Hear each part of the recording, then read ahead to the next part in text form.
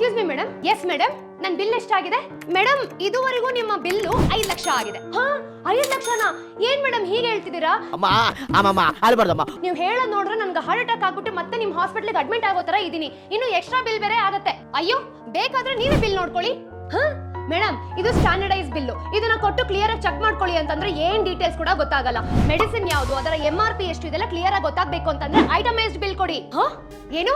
No no no, ನಮ್ಮ ಆಸ್ಪತ್ರೆಯಲ್ಲಿ ಆ ತರ ಎಲ್ಲ ಐಟಮೈಸ್ಡ್ ಬಿಲ್ ಎಲ್ಲ ಕೊಡಲ್ಲ ನಾವು. ಹಾ, ಯಾಕ್ರಿ ಕೊಡಲ್ಲ? According to chapter of patients right, ಯಾರಾದ್ರೂ ಪೇಷಂಟ್ಸ್ ಗಳು ಬಂದ್ಬಿಟ್ಟು ಐಟಮೈಸ್ಡ್ ಬಿಲ್ ಕೊಡಿ ಅಂತಂದ್ರೆ ನೀವು ಕೊಡ್ಬೇಕು. ಮೇಡಮ್, ಕೂಲ್, ಶಾಂತಿಯಾಗಿ ತಗೊಳ್ಳಿ ನಿಮ್ಮ ಐಟಮೈಸ್ಡ್ ಬಿಲ್. ಹಾ ನೋಡಿ, doctor round 10 times, medicine 35,000, ECG MRI scan. No no no, doctor round ಬಂದಿರೋದು ಬರೀ 4 ಟೈಮ್ಸ್ ಮಾತ್ರ. ಅಂದ್ರೆ ಮೆಡಿಸಿನ್ 35,000 ಏನಿದೆ ಅದನ್ನ ನೀವು ನನಗೆ ಯೂಸೇ ಮಾಡಿಲ್ಲ. ನೋಡಿ, ಇದೆಲ್ಲ ಎಕ್ಸ್ಟ್ರಾ ಬಿಲ್. ಇದನ್ನ ಚೆಕ್ ಮಾಡಿ ರೆಕ್ಟಿಫೈ ಮಾಡಿ ಬೇರೆ ಬಿಲ್ ಮಾಡ್ಕೊಡಿ. ಸಾರಿ ಮೇಡಮ್, ಈಗಲೇ ಕೊಡ್ತೀನಿ.